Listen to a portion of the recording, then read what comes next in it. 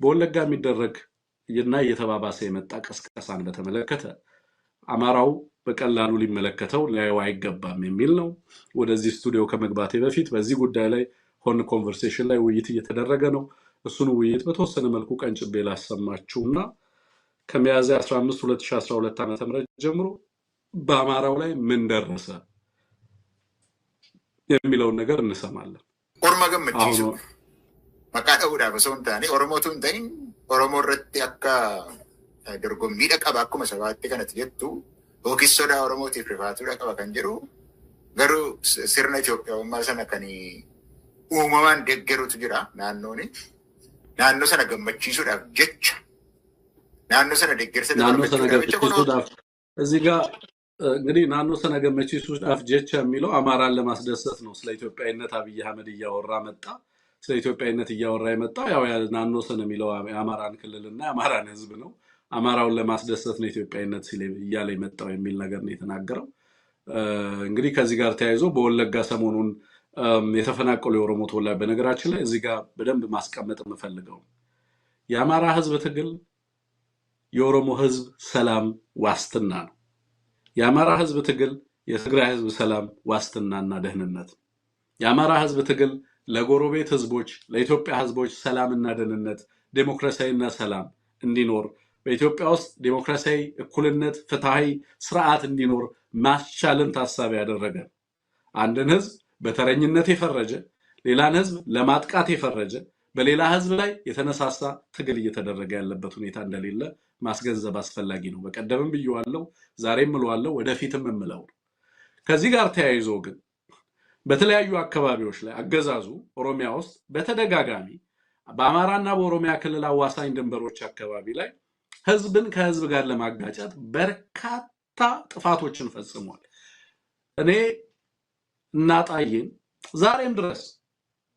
ዛሬም ድረስ በሸዋና በወሎ የሆኑ ያሉትን ነገሮች የሚመለከት ሰው ምን እየተደረገ እንደሆነ አዋሳኝ ዞኖች እና ኦሮሚያ ልዩ ዞን ተብሎ በአማራ ክልል በሚጠራው አካባቢ ላይ አገዛዙ ምን እያደረገ እንደሆነ በምዕራብ ሸዋ ጭምር ምን ሲያደርግ እንደነበረ የሐሰት ቪዲዮዎችን አቀነባብሮ አገዛዙ በስማም በወልድ ተብሎ ሰው ሲታረድ ጭምር ቃሉን መጠቀም ራሱ በጣም ስለሚያሳፍር ነው።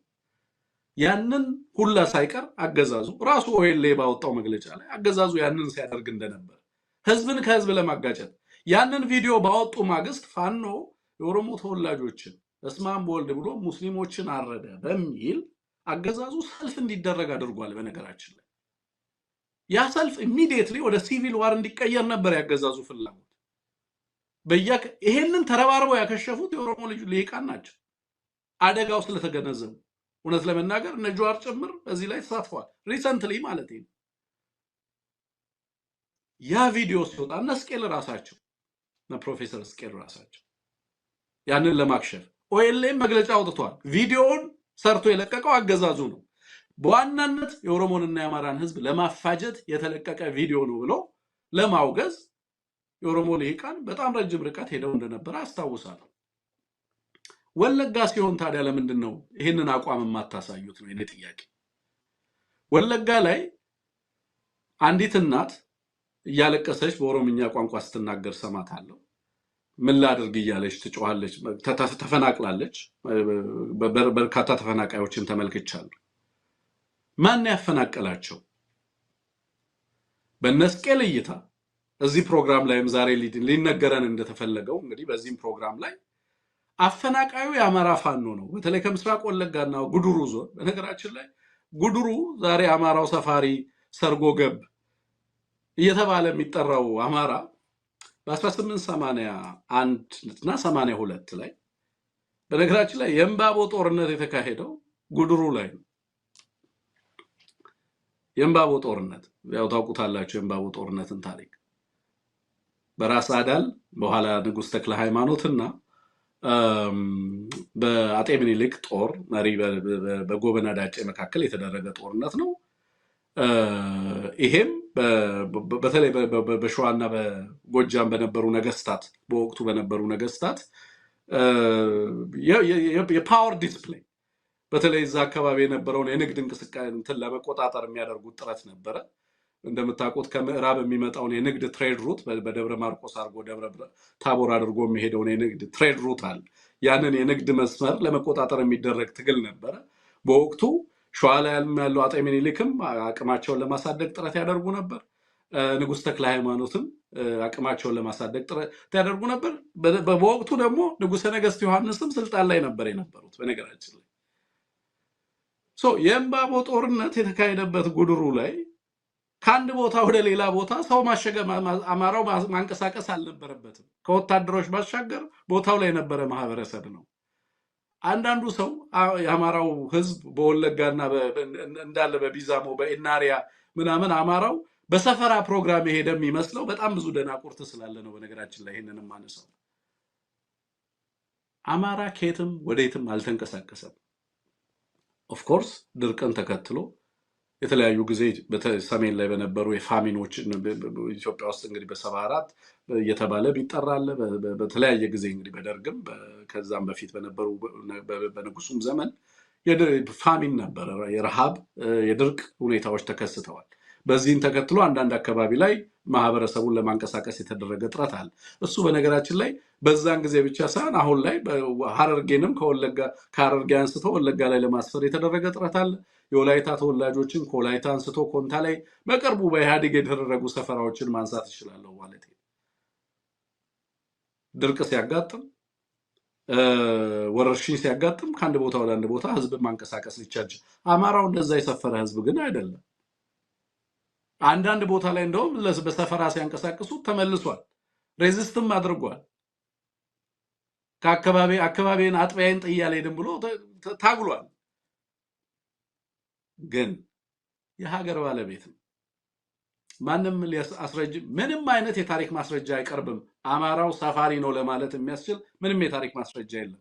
አማራው ይሄ የጠላቶችን ትርክት ራሱ እየገዛ በተለያዩ የሰፈራ ፕሮግራሞች፣ የሴደንትራይዜሽን ፕሮጀክቶች፣ የደርግ ፕሮግራሞች ከአንድ ቦታ ወደ ሌላ ቦታ የተንቀሳቀሰ አድርጎ የሚያስብ የአማራ ልሂቅም እመለከታለሁ አልፎ አልፎ ማለት ነው። ኤኒዌይ በዚህ ንግግር እነስቄል የሚያነሱት እንግዲህ በወለጋ ላይ ፋኖችን ያስታጠቁት እና አብይ አህመድ ናቸው። በወለጋ ላይ ፋኖችን ያስታጠቀው ምክትል ጠቅላይ ሚኒስትሩ መተከል ላይ ሄዶ ያደረገውን ንግግር ሰምተናል። በዛ ያንንም ተከትሎ መተከል ላይ ያሉ በተለይ በቤንሻንጉልና በቤኒሻንጉል ጉሙዝ ተብሎ በሚጠራው ክልል ላይ የሚገኙ አማራዎችን እንዲታጠቁ ያደረጋቸው ምክትል ጠቅላይ ሚኒስትሩ ነው። በወለጋም የሚገኘውን አማራ እንዲታጠቅ ያደረገው አብይ አህመድ ነው። ያስታጠቀበት ምክንያት ደግሞ ሁለት ነው። አንደኛ ወታደራዊ ምክንያት አለው። እዛ ያለው ፋኖ ራሱ ኦኤልኤን እንዲወጋለት ከመፈለግ ነው። ይሄ ደግሞ ወታደራዊ ድልን ታሳቢ ያደረገ ነው። ሁለተኛው ምክንያት ግን ፖለቲካ ነው። ፖለቲካዊ ምክንያቱ አማራው ካለበት ክልል ተነስቶ አማራ ተጠቃ በሚባልበት አካባቢም ሄዶ ሌላውን አማራ እንዲታደግ መፈለግ ነው። ይሄ በተለይ እስከ ቀበሌ ድረስ ፌዴራሊዝምን እናስፋፋለን የሚሉ አካላት ፍላጎትና ምኞት ነው እያለ ፕሮፌሰር እስቄል ይናገራል እዚህ ላይ ማለት ነው። በዚህ ንግግሩ ያነሳቸው ነገሮች ውስጥ አንደኛ አማራው በየትኛውም ቦታ ያለውን አማራ የመታደግ ግዴታ የለበትም። ሌላ ቦታ ላይ የሚጠቃውን አማራ መከላከል የለበትም፣ አይገባውምም። ይሄንን ማድረግ በለኛ ህዝብ ላይ የተከፈተ ጥቃት ነው የሚል አይነት ትርጉም እንዲያዝ ያደርጋል የሱ ንግግር። አሁን የሚያደርገው ንግግር አማራው በየትኛውም የምድር ላይ በየትኛውም ስፍራ ላይ የራሱን ወገን የመታደግ ግዴታ አለበት ነው የኛ አርጊውመንት።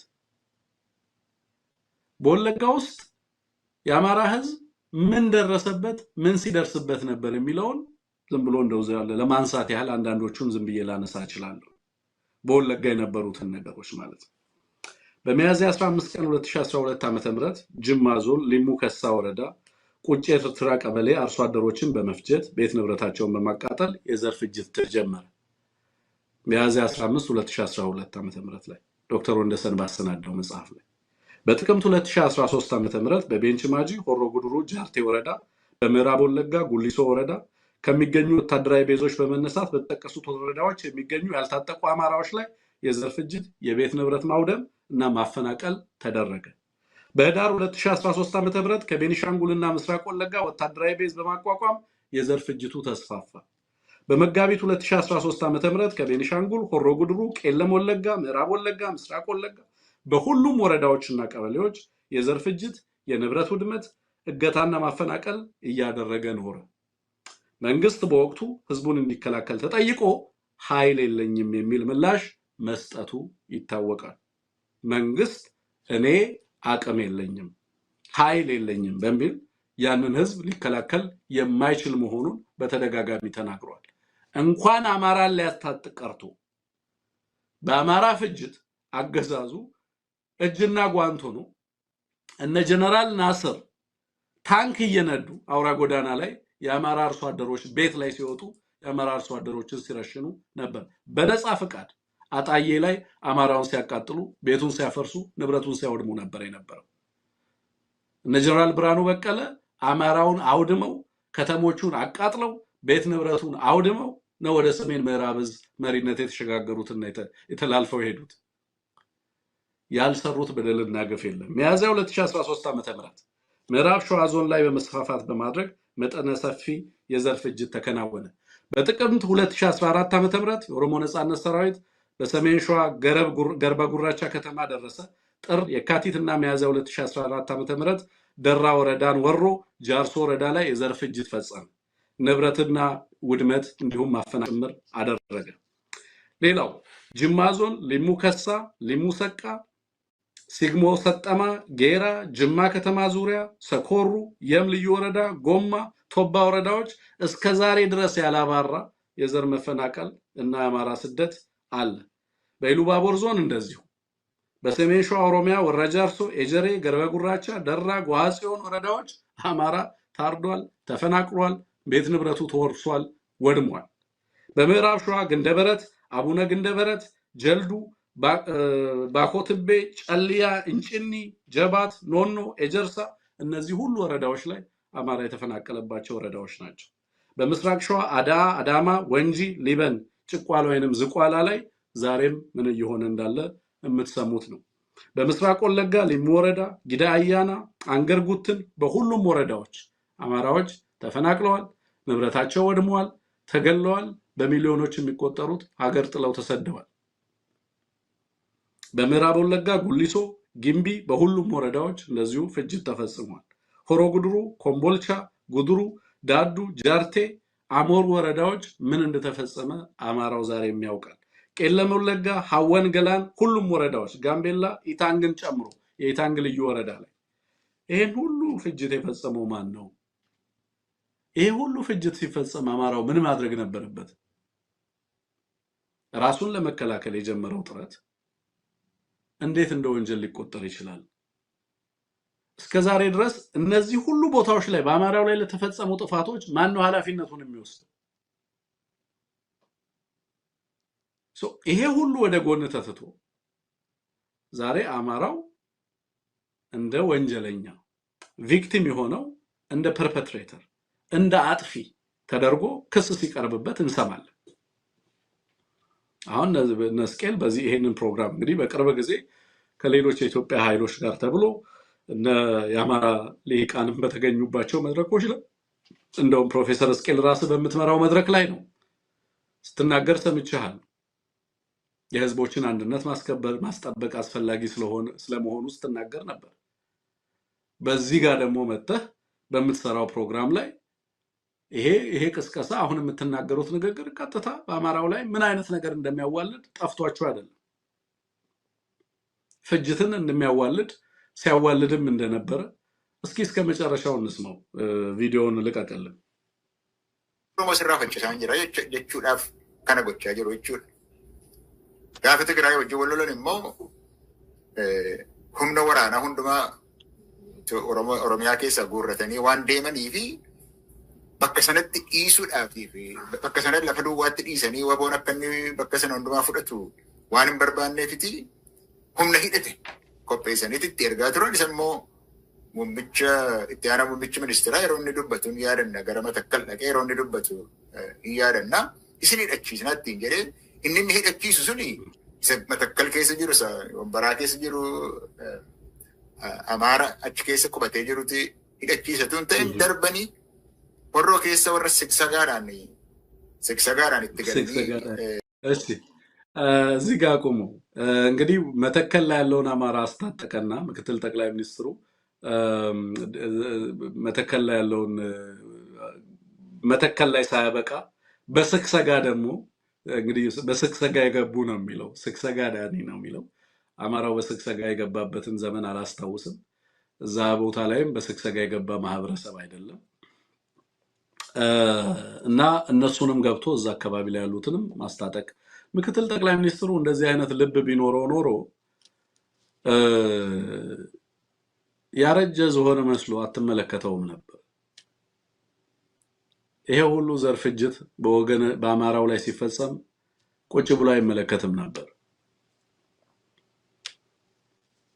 በነገራችን ላይ ሁለት ጉዳይ ምክትል ጠቅላይ ሚኒስትሩ አንድ ጊዜ የአማራ ተማሪዎች እንግዲህ የአማራ ተማሪዎች የነገሩኝ ነው የምነግራችሁ የአማራ ተማሪዎች የአማራ ወጣቶች የነገሩኝ ነው የምነግራችሁ አሁን አንዳንዶቹ የፋኖ አመራር ናቸው ምኮራባቸው የፋኖ አመራር ናቸው ነሸቱ ማለት ነው እና እሸቱ ነው እንደውም የሚጫወተው ምክትል ጠቅላይ ሚኒስትሩን ሄደው ለምንድነው ስልጣን ማትለቀው ህዝባችንን ለምን ታስጨፈጭፋለህ አሉት ለምንድነው ስልጣን ማትለቀው ብለን ጠየቅነው አሉ ይሄ ሁሉ ህዝብ ሲታረድ ትላንትና ይሄ ሁሉ ዋጋ ተከፈለ ዛሬ ላይ ህዝብ እንደዚህ አይነት ዋጋ እየከፈለ ነው ያለው ለምንድነው ስልጣን ላይ ቁጭ ብለህ ህዝባችንን የምታስፈጀው ለምንድነው ስልጣን ማትለቀው ብለን ስንጠይቀው ሁለት ነገር ጨርሼ ወርዳለሁ አንደኛ ትግራይ ላይ ያለው ጦርነት እስኪቋጭ መኖር አለብኝ ሁለተኛ ግን ግድቡን ማጨረስ አለብኝ የግለሰቡ ፕራዮሪቲ የነበሩት እነዚህ ሁለት ጉዳዮች ናቸው የአማራ ህዝብ ልቂት አልነበረም ግን አብይ አህመድ አማተር የነበረ ፖለቲከኛ በነደመቀ መኮንን ጥራት ነው እዛ ቦታ ላይ መጣው አብይ አህመድ ፎር ዛት ማተር እነሱ ናቸው እዛ ቦታ ላይ የሚያመጡት አብይ አህመድ የራሱ ተውጡት አሁን እንደሚሉት ብዙ ዋጋ ከፍለን ተዋክተን ምናምን የሚለው ዘፈንተው ግን ደግሞ ባዴን ጎትቶ ያመጣው ልጅ ነው ብሎ መናገር ይቻላል ግን እሱ አራክፏቸው በዛ ደረጃ ዛሬ ላይም ህዝባችንን ለማያባራ እልቂትና በደል እና ግፍና መከራ ዳርገውት ነው አንዳንዶቹ ዛሬም ድረስ በረጅም ካቴና ታስረው ሲንቀሳቀሱ ሰው ይመስላሉ ግን ደግሞ በስር በቆም ስር ላይ እንዳሉ ትመለከታላችሁ ከሀገር መውጣት አይችሉም አገዛዙ ለፈለጋቸው ጉዳይ ማስፈጸሚያ አድርጎ ይተቀመባቸዋል ዛሬ አሁን እንደደመቀን ለኔ እንደ ቆም እስረኛ ነው የምወስዳቸው ንጉሱ ጥላሁን እስረኞች ናቸው የሚንቀሳቀሱ ግለሰቦች አይደሉ ህዝባቸውንም ራሳቸውንም መታደግ የሚችሉ ግለሰቦች አይደለምና አማራን ሊያስታጥቅ ቀርቶ አስታጥቆ ከሆነ አስታጥቅ ያለው ብሎ ወጥቶ ይናገር ቤንሻንጉል ላይ እሱ ያስታጠቀውን አማራ አላውቅም እሱ ያስፈጀውን አማራ እነ ብናልፍ አንዱ ዓለም በቤንሻንጉል ያለ አማራ በወለጋ ያለ አማራ በተለያየ ጊዜ እልቂትና ፍጅት ያጋጥመው ደውሎ ታደጉን ብሎ ጥሪ አቅርቦላቸው ምን አይነት ምላሽ እንደሰጡ እናውቃለን እና እንደዚህ በዚህ መንገድ የታጠቀ ድባጤ ላይም ቡለን ላይም ሌሎች ቦታዎች ላይ ያለው አማራ ምን እንደደረሰበት ከብቶቹ ተነርተው ልጆቹና ቤተሰቦቹ አልቀው የተረፈውን አስመልጦ ወንዶቹ ተደራጅተው ራሳቸውን ለመከላከልና ቤታቸውን ንብረታቸውን ለመጠበቅ ተመልሰው ሄዱበትን ጊዜ አስታውሳለሁ ከዛው እጪ በአገዛዙ ድጋፍ ታጥቀው እስከ ወለጋ ድረስ አማራን አስታጥቆ ራሳችሁን ተከላከሉ የሚል አገዛዝ የለም ያ ቢሆን ኖሮ ይሄ ሁሉ ፍጅት ህዝባችን ላይ ይሄ ሁሉ ልቂት ህዝባችን ላይ እንደውም በተደጋጋሚ አማራውን ስብሰባ እያሉ እየጠሩ በስብሰባ ላይ ተረሸነውን አማራ ቁጥር ታውቁታላችሁ በወለጋ እዛው ስብሰባ ላይ አገዛዙ ስብሰባ ይጠራል ሸኔ ይመጣና ደግሞ ወረሰቡን በከባድ መሳሪያ እዛው ጋር እንትን ብሎ በ10 ቀን 15 ቀን ጫካ ተጉዘው የነፍሳቸውን ያተረፉ ጥቂትም አይባል ቁጥር ያላቸው ሰዎች ደብረ ብርሃን አግኝቼ ያውቃለሁ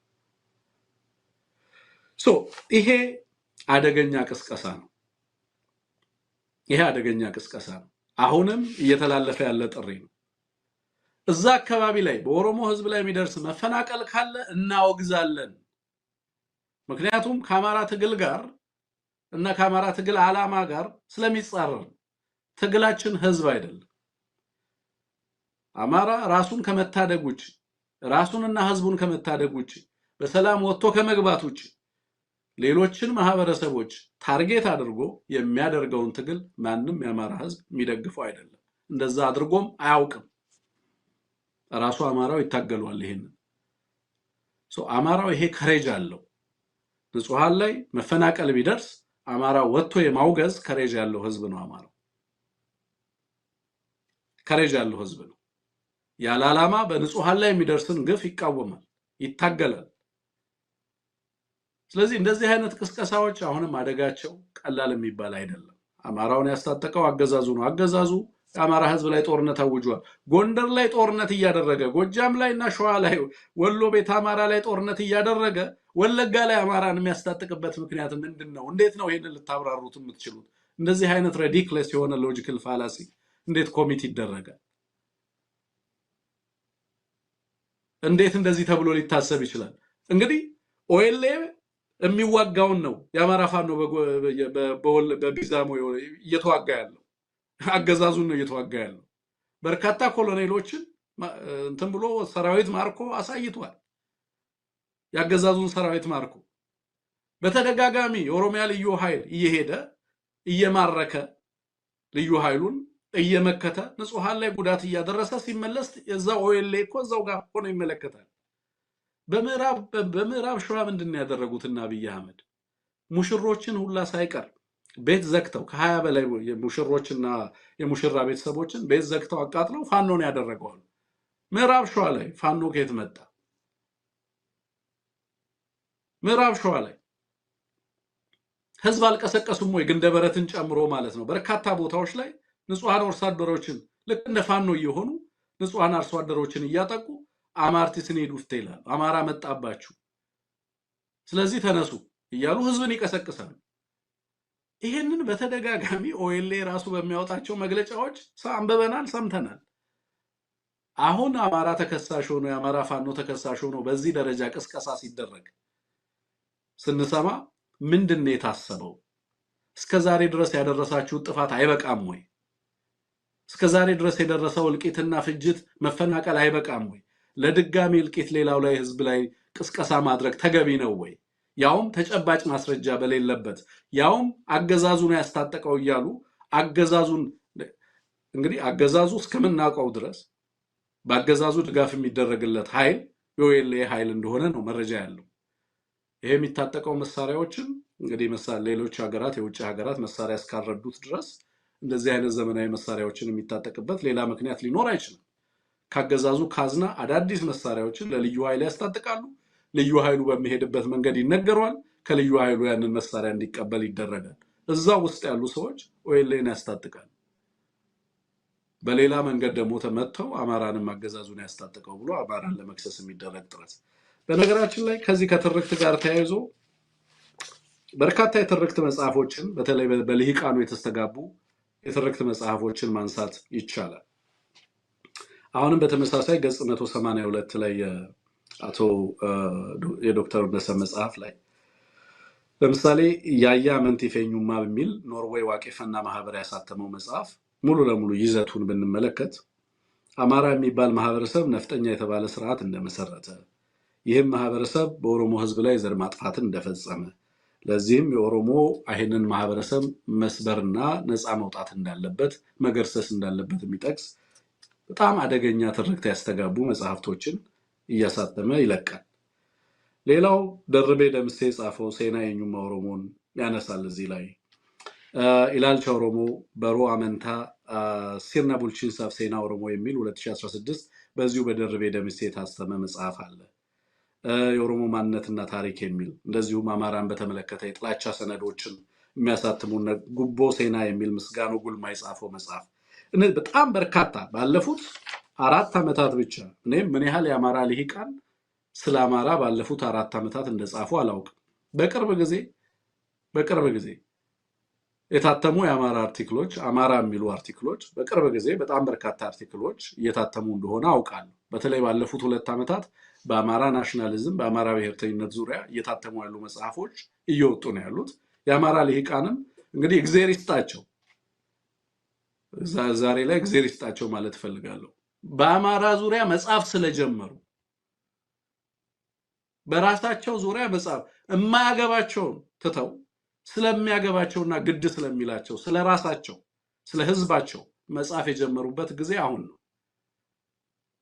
ቢያንስ በቀን አንድ አርቲክል ስለ አማራ ይታተማል አሁን ላይ በስ ኦን አቨሬጅ ማለት ነው። በቀን አንድ ጽሁፍ ስለ አማራ መጻፍ ግን ባለፉት ብቻ 2 እና 3 ዓመታት አማራን በተመለከተ በኦሮሞ ልሂቃን የተጻፉ መጽሐፍቶችን ዝርዝር ባነብላችሁ ይሄ ፕሮግራም በጣም ለረጅም ሰዓታት ይዘልቃል። እናንተም ትሰለቻላችሁ። ባነብላችሁ ስንት መጽሐፍ እንደታተመ አማራን በተመለከተ የታተመው ነው ማለት ነው። ከገጽ 182 ጀምሮ እስከ ገጽ 196 ድረስ ባለፉት ጥቂት ዓመታት 5 ዓመታት ውስጥ አማራን በተመለከተ የታተሙ መጽሐፍቶች ናቸው። የኦሮሚያ ክልል መንግስት ያሳተማቸው በኦሮሚያ ባህልና ቱሪዝም ቢሮ በተከታታይ የሚታተሙ ኦሮሚያ ውስጥ የሚሰራጩ መጽሐፍቶችን ላንብብላችሁ።